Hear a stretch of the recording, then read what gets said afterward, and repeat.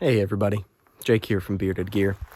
I'm on my way up the canyon today. I've got a few things to shoot, but while I walk, I figured we'll talk a little bit about my first impressions on the Spyderco Military. This particular Millie is S90V with carbon fiber show scale and a titanium Framelock lock side. So, thanks again to my buddy Jason from the Millie PM2 Pair 3 Club group, whatever you want to call it, on YouTube, Facebook, and Instagram. Awesome group of people. Jason, one of the fearless leaders, awesome dude. So thank you again, Jason. Now, I mentioned in my unboxing video of this, I just opened it up last night. I'm not sure when this will air, so time magic, be what it may. I mentioned as I unboxed this knife that there are a couple of reasons why I've never owned a Millie. So let's talk about those real quick before I jump into my first impressions, because I think it's important for me to keep this experience with the knife in that framework of why I haven't experienced one and see if it kind of changes my mind, if you will. Not that I've ever had a reason to dislike the Millie or been particularly against it per se, but there are some things that precluded me, goodness, this is a tricky spot, that precluded me from purchasing one. All right, I just had to climb up this tree.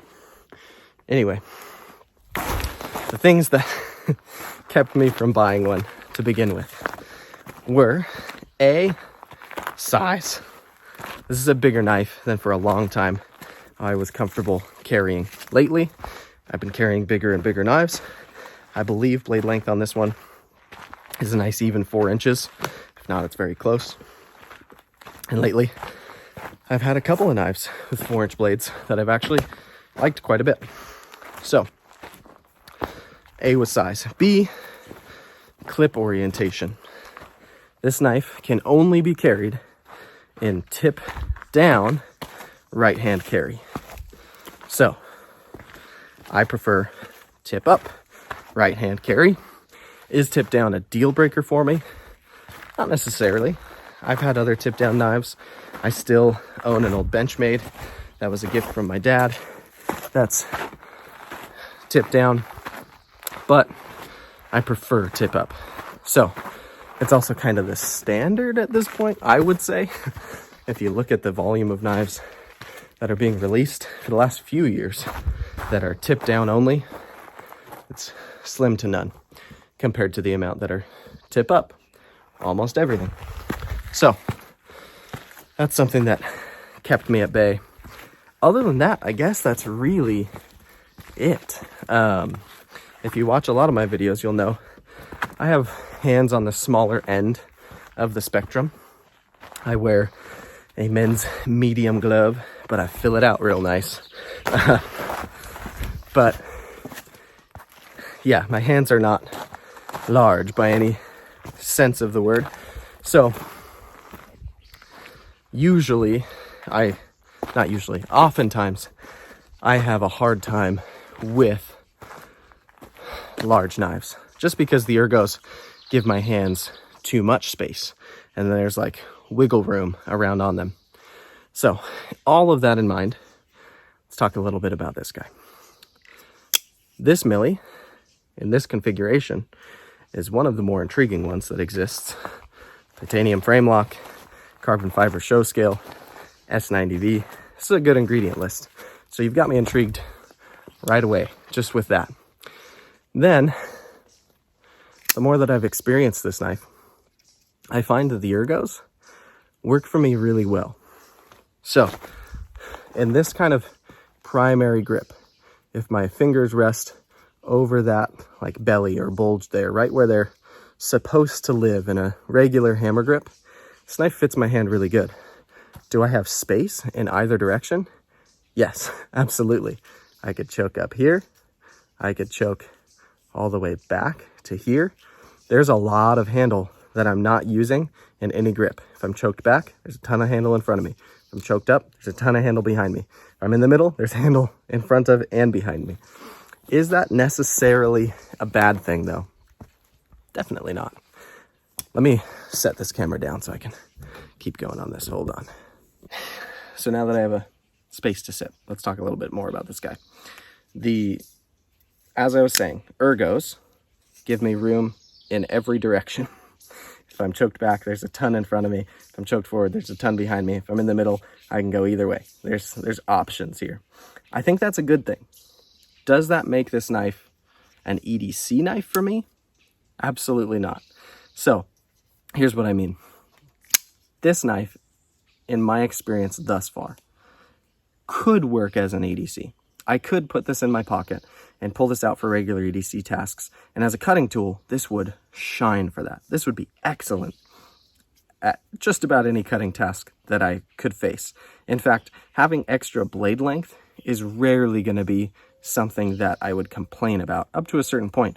Once you've got like 5 inches of blade and you're trying to do detail-oriented tasks, it gets a little more hairy. But a 4-inch blade is awesome. I do not mind this blade length one bit. But the size of this knife in pocket, because it's got so much handle, not just in length, but the dimensions of this handle, the way it flows and bulges in some places, just make it, frankly, bigger than is my like typical comfort zone of carrying a pocket knife. So I've tried it so far in a couple of ways, and I'm going to keep going with this experiment. But I guess what I mean to say with all this is where I'm coming into it. This is more knife than I'm comfortable EDCing. On a day like today, if I'm out on a hike and this is the primary knife I have in my pocket, today I brought it up here, front right pocket, the way I would typically carry a primary knife. It's not a big deal because when I'm hiking, I don't also have my wallet sharing that pocket. And if with just a knife and any pair of pants that I'm going to wear out here, it's not that big of a deal. It can be a little bit heavy, I'll give it that, but it's certainly not the heaviest knife that I have carried before. It's fine. For its size, especially, and the ingredients that you're getting here, this weight is totally acceptable to me. So, in my front pocket, it's okay. I will say, before I got to the hike this morning, I put this knife in my pocket out of habit.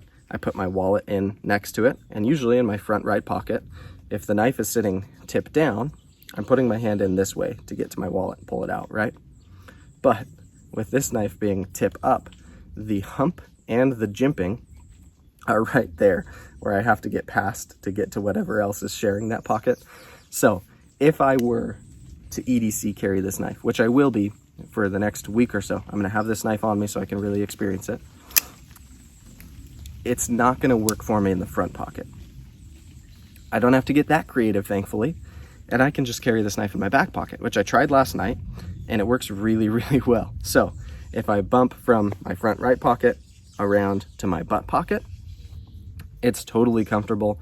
I even got in and out of the car last night with it sitting there, and I have to be mindful when I'm not bumping up against stuff. I'm not used to having a big pocket knife on that spot, but it's really comfortable for me there. And the way that it's oriented, all of a sudden it makes sense because now this side of the knife, this hump is what's pressed up against the side of that pocket. So I don't keep anything else in that pocket anyways. Sometimes I dangle my keys off of that loop that's close to there, so I'll have to be mindful of that my keys aren't beating up against it. But I can move things around and I can get used to this, I guess is what I'm trying to say. And in the back pocket, this actually carries really, really well.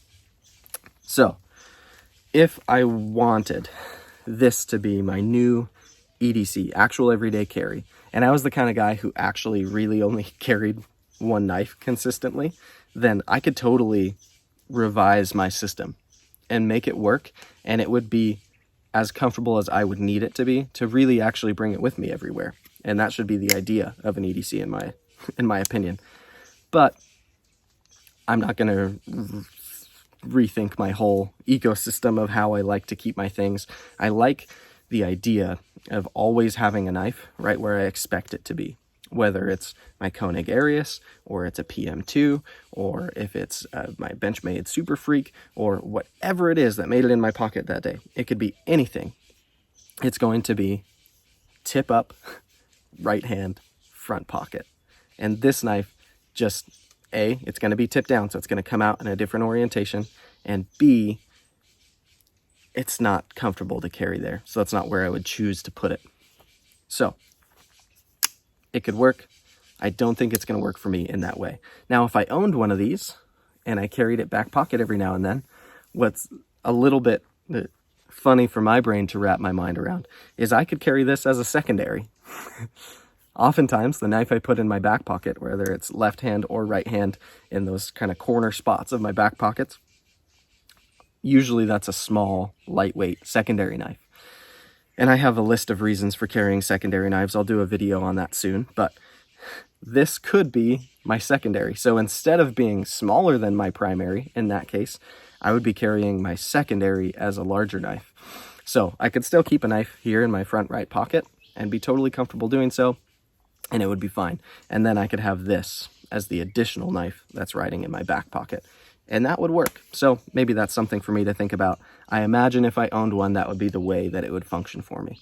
It would be like my primary would become the smaller knife and my secondary would be the bigger one. So maybe that doesn't sound weird to you. To me, it does. But let's talk a little bit about this knife itself. Enough about the philosophical carry ideas that I have for it. The knife itself is incredibly well made. I'm not sure when this version of the Millie came out. I'm not sure how many years old it is. To my understanding, it's not like you can go get this in a store right now. I don't think that they're still selling this variant. But it's a really well executed frame lock. And I was trying to think through it. I don't think I've owned any Golden Colorado Spyderco frame locks. I don't think I have. I can't think of a single example of a frame lock. I've had Taichung frame locks, several of them, but never a Golden Colorado one. So the fact that this is a Golden Colorado knife and has a frame lock is different to me, and it's really well done. It feels, compared to the Taichung ones, a little bit stiffer, kind of in a good way. Sometimes I find the Taichung ones are almost too easy to disengage. This has like a nice amount of resistance to it. It's got this little bit of jimping right there, which it could be a little bit less sharp, but it's not too sharp. And it's not something you feel really, in my opinion, when you're like holding the knife. It's just for disengaging the lock. And we've also got a lock bar insert, which something that I appreciate. I prefer it when lock bar inserts are screwed in from the inside. Does that make them easier to work on? No, you have to take the knife apart to get to that part, but it keeps this side sterile, and I like sterile externals on knives. So we've got a stainless insert in there, which functions really well. I don't think it's also an over travel stop. Actually, you know what? It does look like there's a notch there. Yeah, I can feel the edge of it. So it's an over travel stop and a lock bar insert. So we've got steel riding on steel, which in my opinion is better than steel riding on titanium. It's on washers. We've got this is a Millie clip. I think this is the clip you get on any Millie. But then our show side. The show side is really interesting. So it's full carbon fiber. And if you look at it from like this edge of the knife, you'll see and it's just carbon there. You're not going to see a nested liner or anything like that. But I was getting a little more in depth, and I don't know if this is going to show up. Maybe you can see the reflection there. But there's just like a sliver, just a small slice of an internal liner back here that goes, I assume, and from what I can see, all the way up to be where the washer rides. So the washer is riding on a stainless steel liner here, and there's even a cutout in the liner for weight reduction, which I think is awesome. And it's just this little slice of a liner in there so that everything functions just right, and so that the washer isn't riding directly on the carbon fiber, which I assume for longevity purposes of the strength of this lockup, that's going to be a good thing. So we've got a really great titanium lock side. We have a really well thought out full carbon fiber with a skinny little liner nested show side. And they've done their, like, what I would call their typical G10, like, grip tapey texture on this carbon fiber. So Some people prefer smooth carbon fiber. Some people prefer having this grit still. I'm on the fence. On certain knives, I love the smooth carbon fiber. Today, I'm also carrying my Spyderco Capara, which is smooth carbon fiber.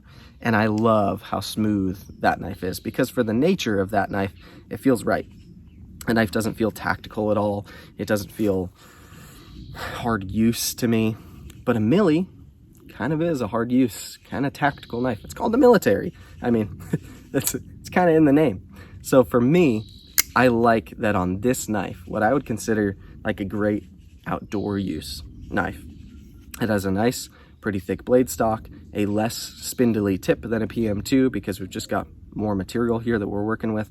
Got all this blade length, got these ergos with multiple grips.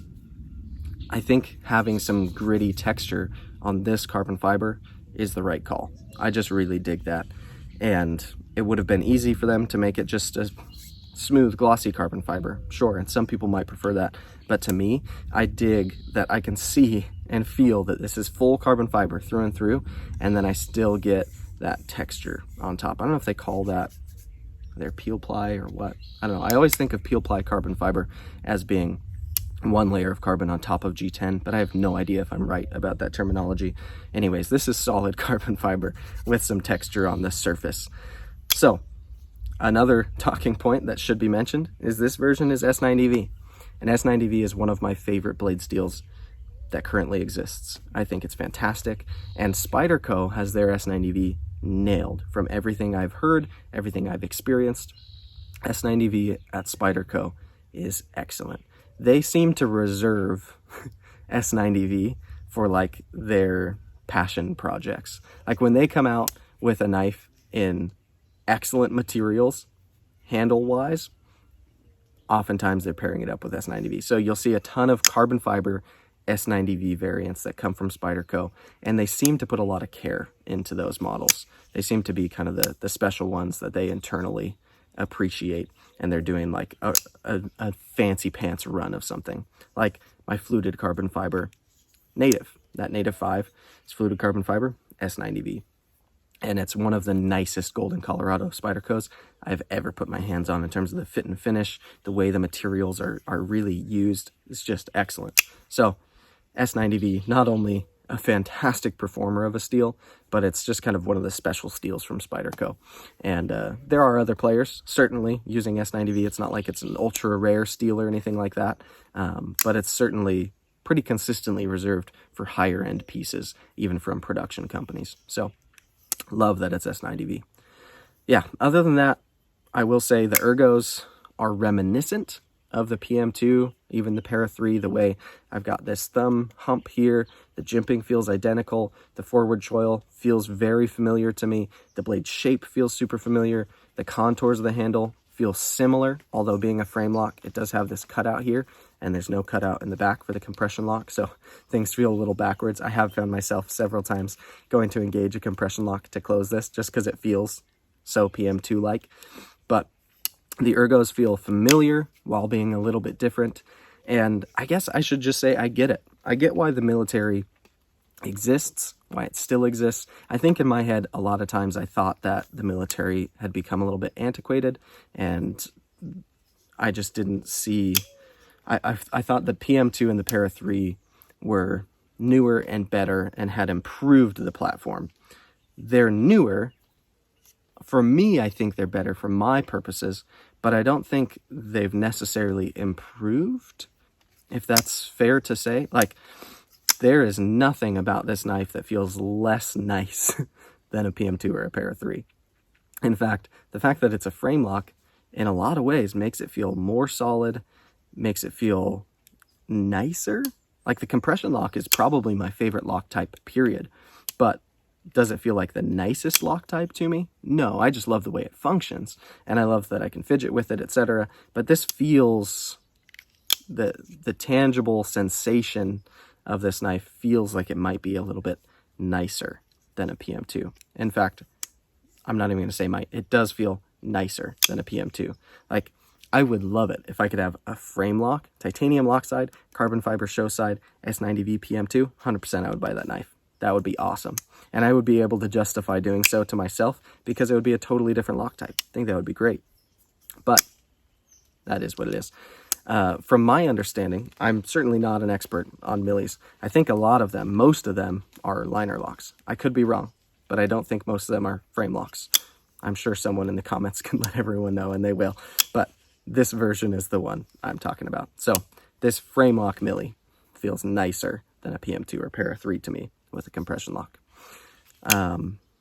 Yeah, I guess that'll be that. This has been a long first impressions, but I've been really excited to experience this knife and to give it a fair shake. So I'm excited to start using it a fair bit. I've already put it through like 2 Amazon packages just opening up, and it cuts really, really well. The ergos as a user knife and the size actually work great for me. My one hurdle is pocketability and kind of my existing ecosystem of how my pockets work for gear. But maybe I'll figure that out by the end of the week, and I'll think I have to have one. It's certainly plausible that that could happen. But for now, I'm enjoying feeling it out. It's been a lot of fun. So this is the carbon fiber titanium frame lock S90V military, and it is really awesome. Thanks again to my buddy Jason for lending this to me. I'll put a link to his YouTube down below so you can see that there. And that'll be that for now, but there's more to come on this guy.